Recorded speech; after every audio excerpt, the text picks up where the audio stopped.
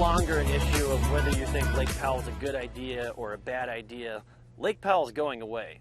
Lake Powell is draining itself. We can't keep doing this. And if we have the courage to take a step back and think about, okay, why was Glen Canyon Dam built? Is that still working? The answer is no. All right, welcome back to Arc Salt Lake on this Friday morning. Time right now is 7:30. You've seen a couple of sound bites there talking about Lake Powell, talking to members of the Glen Canyon Institute. Water out west has always been a huge concern. Lake Powell and Lake Mead right now, both at really low water levels. So we're going to talk about this situation with Eric Balken, Executive Director of the Glen Canyon Institute. He's here with me. Eric, thank you for coming in. Thanks for having me, Lincoln. Okay, you did not hear this, but the first soundbite we played was from you, and I went to Lake Powell with you 4 years ago. And you said at that time, that soundbite said, Lake Powell's going away no matter what we do. So talk about where we are right now, because things were pretty dire in 2022 when I was down there with you. They were dire in 2022. They are dire again today. So today, Lake Powell is at 24% of capacity, and it's dropping really rapidly. We're going to see probably in the next month or two the reservoir drop to its lowest level since it began filling in the 1960s. Okay.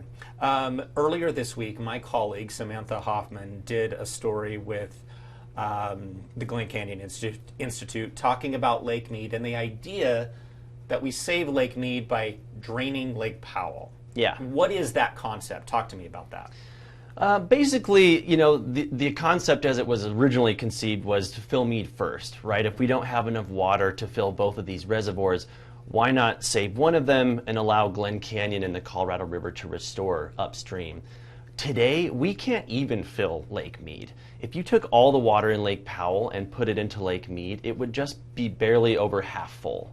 So this whole system is in such a state of decline that we are in a really tight spot with very few options, which is why we've been pushing policymakers to consider really rethinking where we store water. Mm-hmm. This idea, well, actually, I do want to talk about the deadpool and what that means for Lake Powell. People have heard the term. Not everyone understands it right now. So can you kind of define it for us? The term deadpool means the lowest elevation that the reservoir can be, where water can no longer come out, or it can, you know, if it does come out, it's just the amount of water that's flowing in upstream. What's changed recently is that at Glen Canyon Dam, that level might actually be much higher than we originally thought. People are now referring to the hydropower pool or minimum power pool as de facto deadpool, because the lower outlets on the dam were not designed to be used long term. So a lot of decision makers are now questioning their functional capabilities at a low reservoir elevation. So Glen Canyon Dam really was not designed for low water hydrology. The Glen Canyon Institute, how long have they been around? Can you tell us what your organization does for those who maybe aren't familiar? Glen Canyon Institute has been around for 30 years. We were founded in 1996. Our mission is to restore Glen Canyon and a free-flowing Colorado River through the Grand Canyon. We are a science-based advocacy group. In our original founding in the 1990s, when the reservoirs were full, the goal was to bring some science into looking at the impacts of Glen Canyon Dam, because when it was constructed in the 1950s and 60s, we didn't have environmental laws that looked at those environmental impacts. So that's where we started. And now we are really focusing on some of the ecological recovery in the canyon as this reservoir has gone down and revealed what was considered to be America's lost national park. And that's kind of what you showed me when you were very nice enough to take me down there in June of 2022, seeing some incredible places that had been underneath the reservoir for decades, Cathedral in the Desert being one of them. So I will admit, they're beautiful, beautiful places. You know, critics will say, well, hey, look what Lake Powell does for our state, the economy, the recreation business. Other critics will point out, well, the Glen Canyon Institute has always been advocating for draining Lake Powell. Of course you're saying this right now. What's your response? Well, Right now, the decision makers of the Colorado River Basin are trying to prop up Lake Powell, and it's still falling. Lake Powell is going away whether we like it or not. We are going to be at a place very soon in this basin where we need to decide, do we save Lake Powell or do we save Lake Mead? And that's just the hard reality of this situation. We are consuming way more water on this river than actually is flowing in it. So it's going from less of an environmental argument to a very serious water delivery argument. If we let Lake Powell crash without doing anything about it, we could be compromising water deliveries to 25 million people downstream. We just had to cancel environmental flows through the Grand Canyon that are required by law. Lake Mead is being sacrificed right now to prop up Lake Powell. That could create a water quality crisis for the 2.5 million people in the Las Vegas metro area. So the stakes are much higher today. This isn't an environmental pipe dream. This is about adapting to our new hydrology.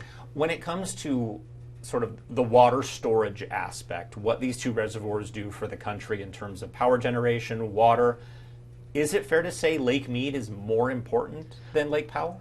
If you asked most of the academics or scientists or decision makers on the Colorado River which reservoir is more important, most of them will say Lake Mead.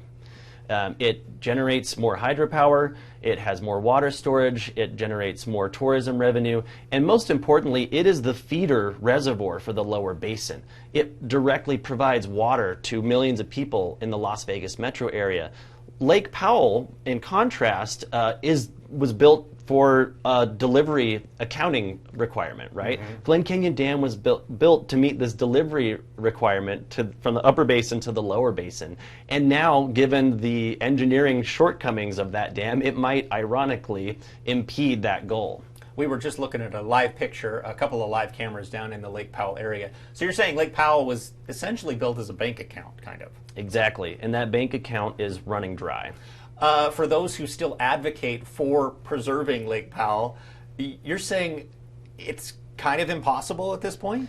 I don't want to say it's impossible. We can't predict the weather, but the climate science has been pretty clear. It's already climate change and global warming has already reduced the Colorado River flow by 20%, and they say that it's going to get even worse in the decades to come. So it's hard to look at this hydrology and envision a future where we have full reservoirs again. And we really have to think to ourselves, what was the purpose of Glen Canyon Dam? It was built to catch excess water and to meet a delivery requirement. Today, there is no more excess water, and that delivery requirement will have to change. There's no way that we can expect upper basin states to deliver 7.5 million acre feet when there's only 9 million acre feet in the river this year, for example.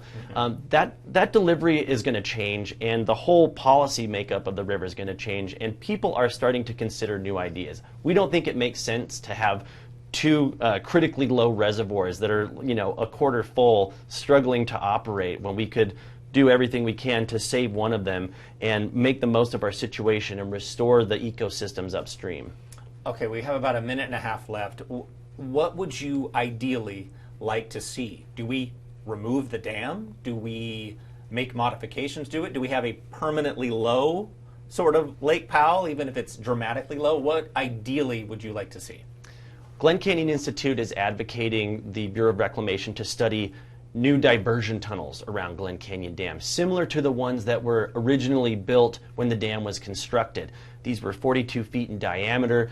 They allowed for the full flow of the Colorado River around the dam site, and they had gates in them. You could turn it on or off.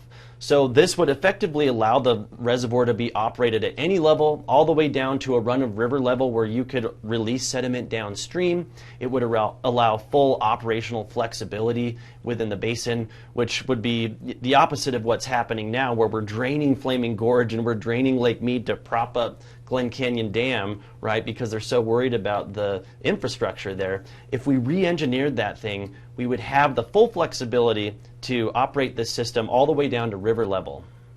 Excellent. Eric Balken, I know this is a really complicated topic.